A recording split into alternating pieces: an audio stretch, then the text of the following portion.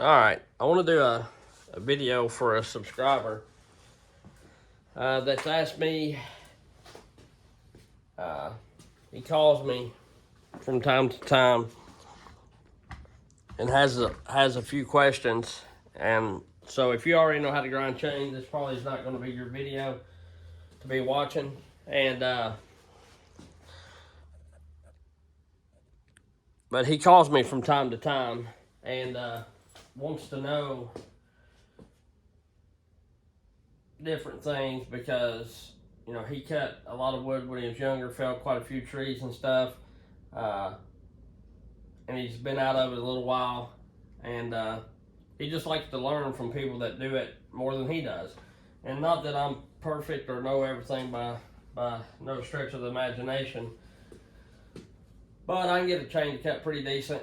And make a little bit of money at doing this kind of stuff and all that kind of deal. I don't know that he's going to be that in depth with it, but if I can help somebody, then that's what I'm going to do. Because I knew quite a bit of stuff about cutting wood, running saw, and all that. But don't get me wrong, I've learned quite a bit off of YouTube too. Just because anytime you can watch or see more people do something that you're interested in, you learn either what to do or what not to do. So, when I go to set this thing up, and when you get your grinder and buy your grinder, they'll have a little template that shows you file sizes and raker heights and things of that nature, and how to shape your wheel and all that kind of stuff. But once you do it quite a bit, you pretty well know how to do it. And they send you a manual or instructions, and you can look it up online and all this, and it'll give you so-called specs to grind by, tilting this 10 degrees, tilting this way, some chains like that. It gives you your head tilt and your angle and all that kind of stuff. And in previous videos before, I've showed me grinding and showed my angles and everything.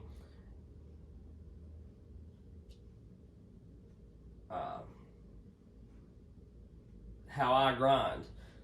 And one reason I do it, like set my grinder up the way I've got it set up, is say like that C83 chain that I like, that cuts really good, or even this steel chain that I've got on here right now, or the EXL, or whatever chain you like. I try to mimic that. So I come in and I'll set some chain up there, and I'll get this back to where my wheel just barely slides in there, and then I'll lock it down. And then I look, and of course they don't have as much of a gullet in this steel chain as what my grinder would take out. But I look at the angle of the tooth, which would be your head tilt, and I look at the angle as far as the 25, 30, and all that kind of deal. And I found most chain from the factory, I've got mine set up at 50 degrees and 22 and a half, because I found that if I go 25,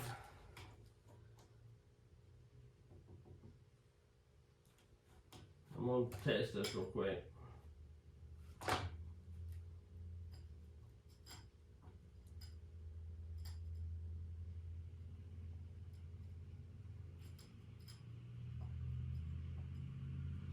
If I go 25, it's, I'm going to try 30 real quick.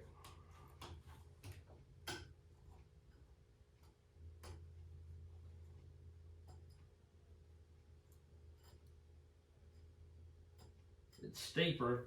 30 steeper. 25 is pretty close depending on the chain. But I found that the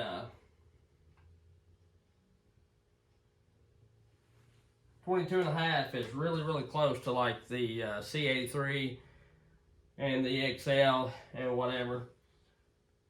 They may grind it at 25, but there's not a big enough difference to me to go to 25. And the reason why I like 22.5 is due to the fact that it's a little smoother in the cut, and to me it don't whoop on that working corner as much.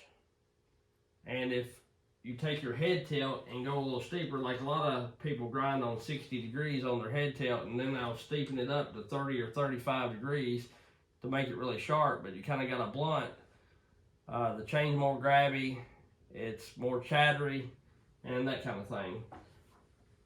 I went with 22.5 as well because, you know, on square ground, they do like a 20 degree. So I'm kind of splitting that difference, and then I'm trying to make it really sharp on my head tilt, which if you line this up 50 degrees is what most factory, the new chain is. I think the specs that they give you when this, or that you read about, or even when it comes in this manual, is specs for old school chain, and everybody knows that the old school chain don't cut as good as the new chain does. That's why everybody says, oh, you got to do 1 or 2 sharpenings to get your chain right. And you can get them to cut, you know, I'm sure I could do a little more, go a little more aggressive on my top plate, and even go a little more aggressive here, and make it cut faster than what that chain does. But then you're sacrificing longevity in a way, to me. These are just the angles I like. I'm not saying you've got to do it that way. More or less what I'm getting at is, if you've got a chain that you like, set this up to where it matches it. You know what I mean? Set your head tilt up where when you slide that down there, you don't see no air gaps.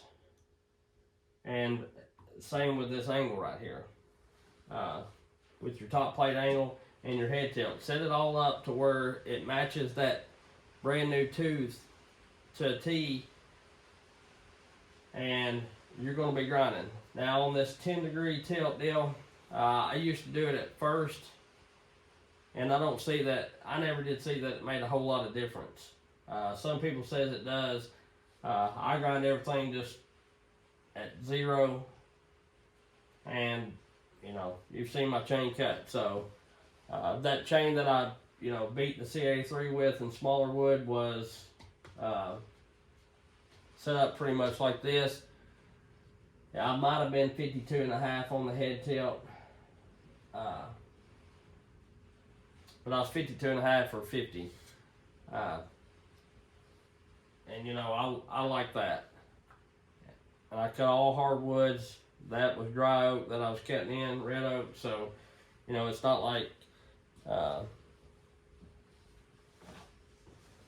it gets old super quick.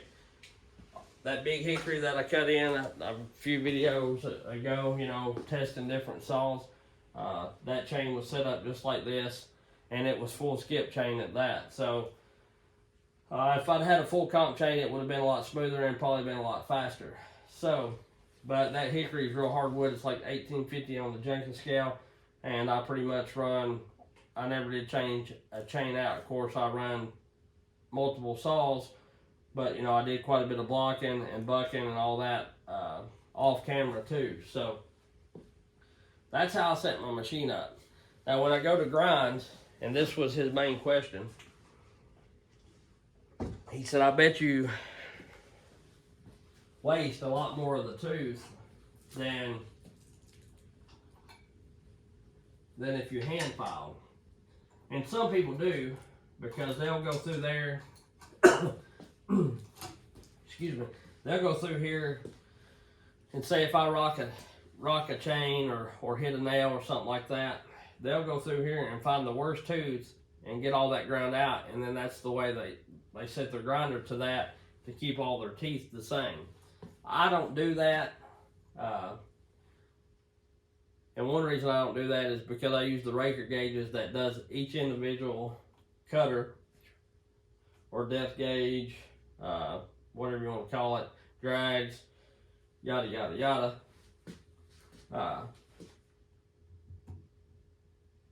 What I do is I go through here and, you know, say I've got a chain that's pretty wore, but I've got some teeth that's banged up. I'll go to one of the ones that's wore pretty good and get enough of it to where I'm getting a good sharpening on it. And I go through and sharpen all of them, you know, like everything. Now, when I get to the teeth that's banged up, say half the tooth's gone because it's been knocked off, or just, for instance, something like that, I'll skip that tooth and I'll keep on sharpening everything.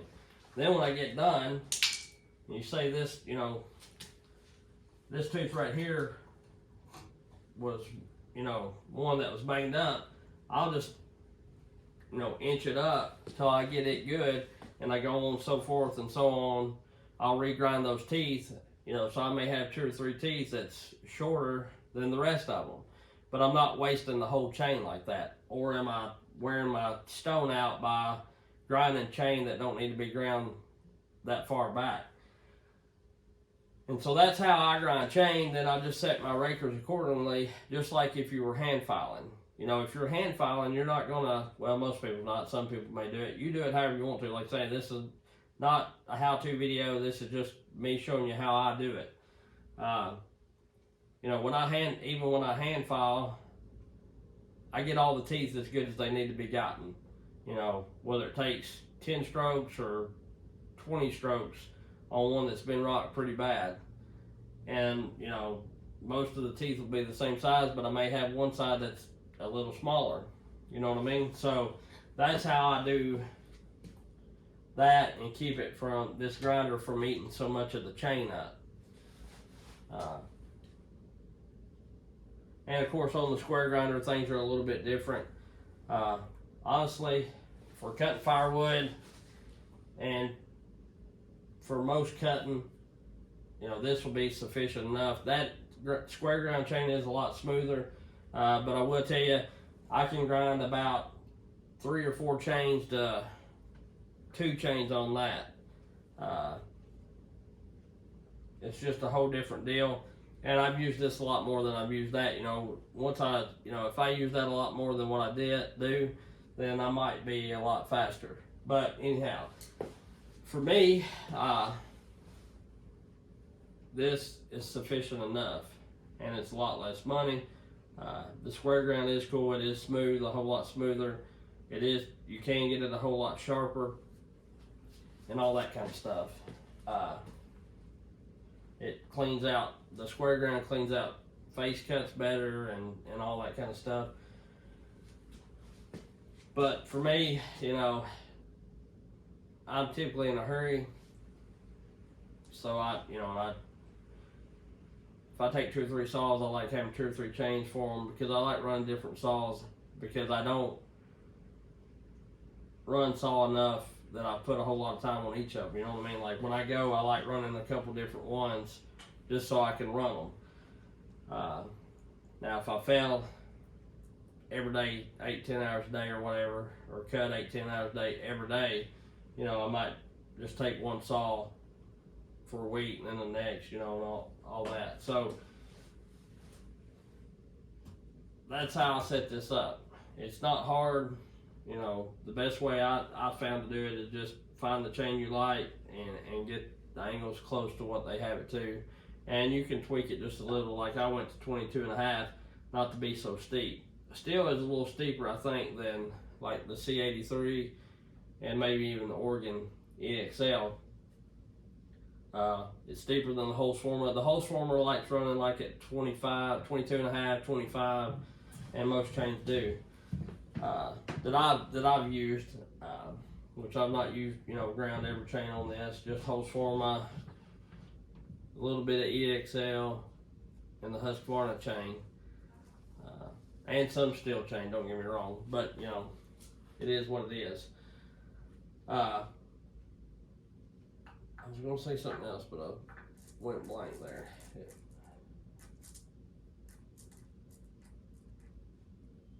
anyhow, that's how I set it up.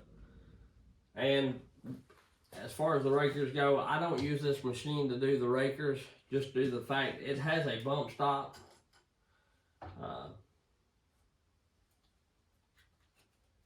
But there's a little bit of play in it. They send a wheel for it and all that kind of stuff. But if you pull really hard, like I'm getting a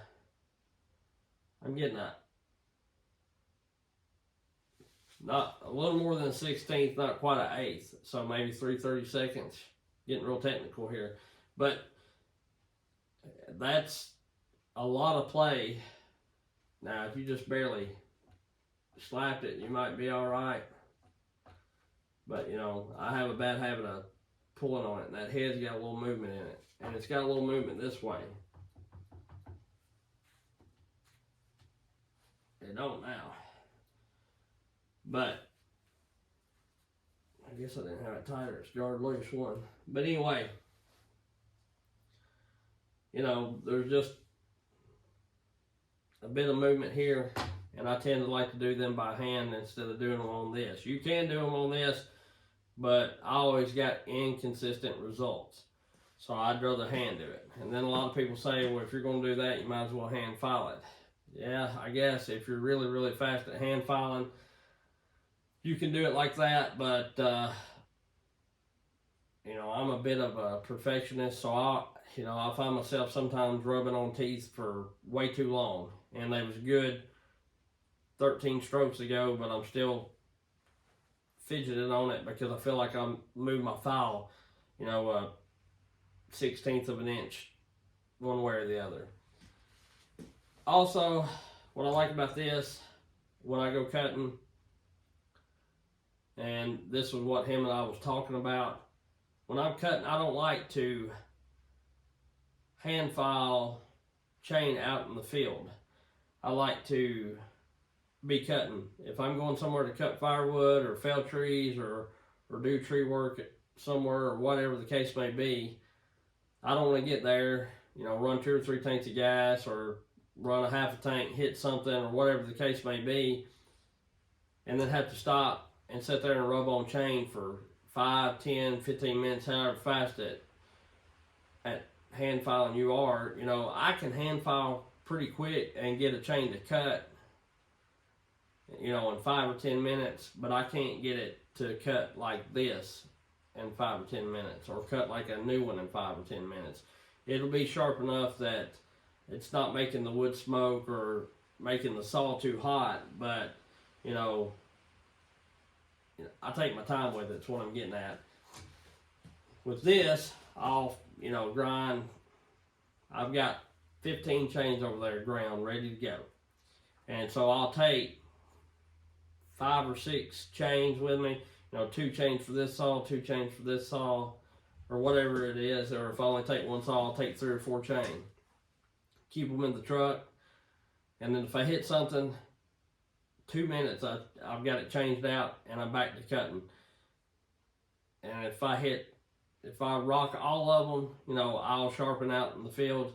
But very seldom do I find that I rock that many or hit that much stuff with them.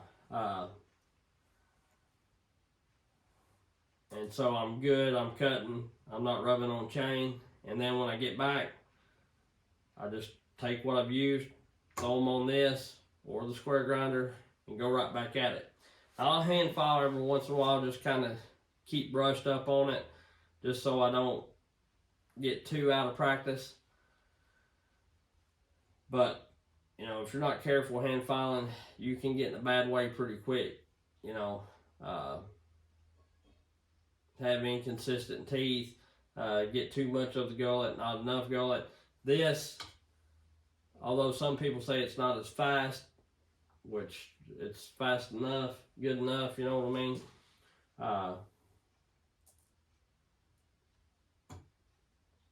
You can do quite a few chains fairly quick.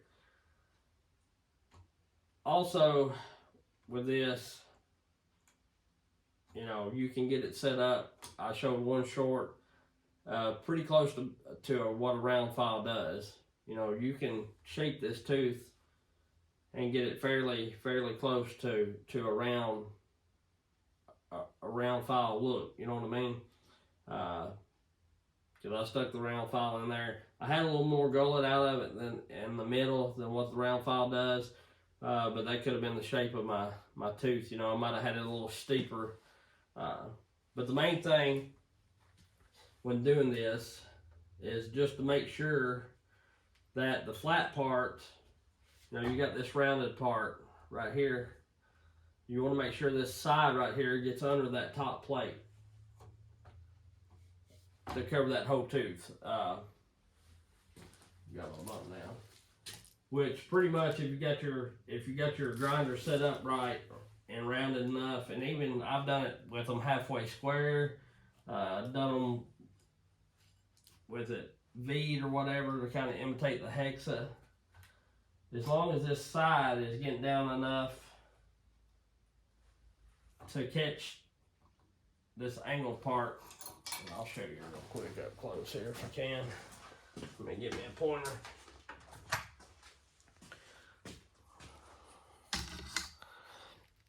As long as that straight, you know, that side part that I was showing about, not the rounded part here, but the side part is catching this part right here, this angle right here. As long as it's getting down here like this, you know, you got that much of the flat part of the stone catching the tooth like that, you're sharp. So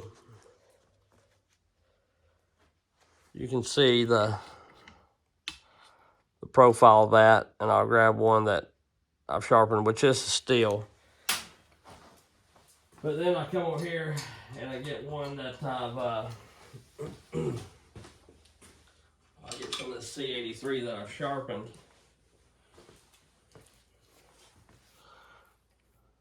Let's do it this way. Same way I was. You know, and that's my tooth angle. And yeah, you know, I didn't get all that there, but I found I don't like getting the gullet all the way down to there. Like I say, as long as you get that flat part down on that tooth good enough, it's fine. Like I've even got a little bit of a beak there, so I know that I've got it. And like I say, I've filed it to where this is plumb out of it, or I filed it to where it's kind of convex like that. And I can move that point on down a little bit and get it kind of looking like hexa or whatever. But the main thing, to me, it's kind of like square ground. And that's the whole deal with square ground. Why you can leave the gullet in for so long. Because you're getting that top, you're getting the top plate angle. I don't know what that is. Like the head tilt angle, you're getting that head tilt angle all the way across the tooth. And that's all that matters. You know, you could even have your, just like new chain, like this whole form. I had a guy tell me that I was using too small of a file, and it's a factory grind. That's a square ground. Trying to find a tooth here. Well, here's an Oregon EXL.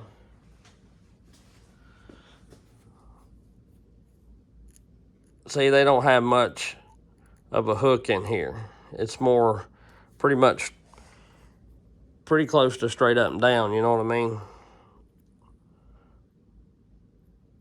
As to where I'm putting a pretty good hook in it. But you could even file it like that. Or grind it like that, rather.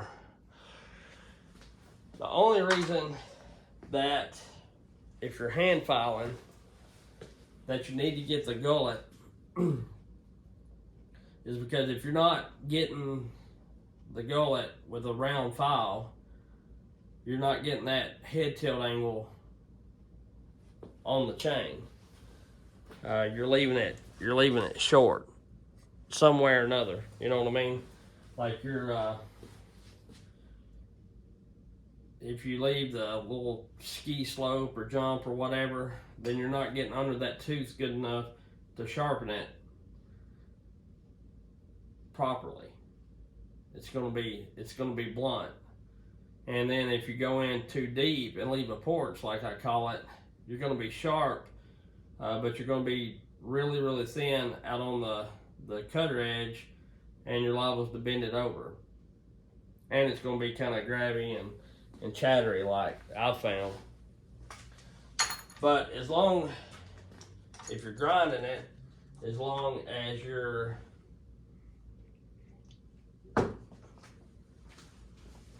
wheel, the flat part of the wheel gets all the way across the tooth, that's all that matters. And like here is a round file, you know. Oh crap, I'll do it this way.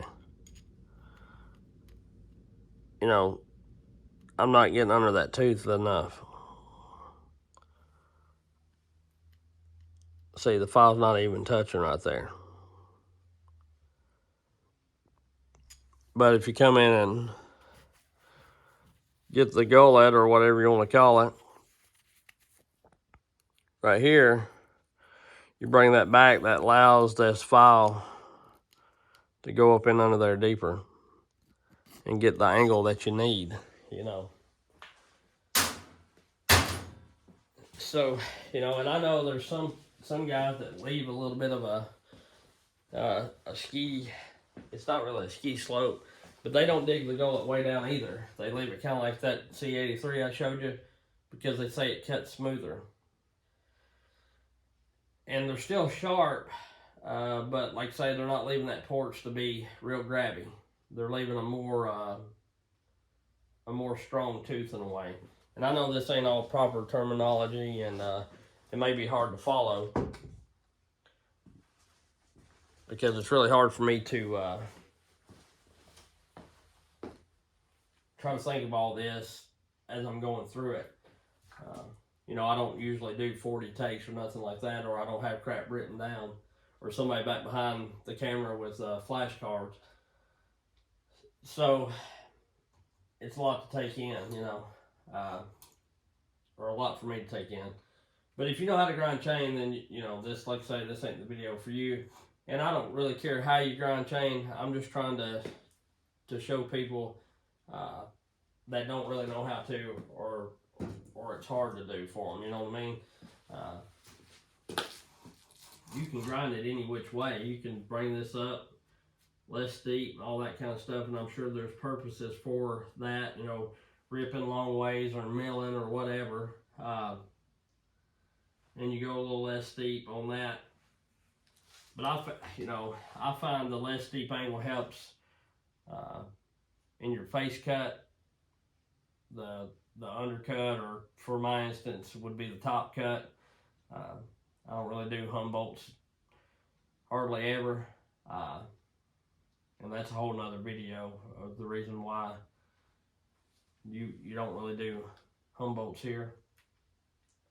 If anybody's interested in my theory on why we cut the way we do on the East Coast versus the West Coast, I'll do a video over it, and I may do it anyway, out in the field, and/or I touched on it a little bit, and/or I can draw it on a board or a piece of paper. So that's the deal with the grinder. I hope this helped you, buddy. If you got any more questions, just call me, and I'll try to help out some more. But if you're frustrated, you know, I'm not going to tell you that you shouldn't learn how to hand file, because it's a good tool to have, you know, for sure. You never know when you're going to be out and need to sharpen a chain. But if you're really frustrated with hand filing and it takes you a long time when you're out in the field, you can get these fairly cheap. You know, this organ is not just real cheap. But this ain't the most expensive one either. They have one kind of like novice lumberjack that squeezes it when you pull down and all that. And this has just got the arm. I think this is like the middle grade or whatever. Might have been a couple, $200 or $300. But they have some for a couple $100. Harbor Freight grinders are reasonable, I think. But this will save you a lot of headache out in the field if you grind your 2 or 3 chain to take with you. And if when you go to oil, just put a new chain on and go back to cutting. Come home, grind them, and then when you throw it on, like I say, if some people may feel comfortable using this for their rakers, I don't. I'd rather hand do them, that way I know I'm getting them all the same for certain. But it'll save you a lot of headache. Anyway, that's it on this, and I appreciate everybody. I want to thank y'all. Y'all have a good evening.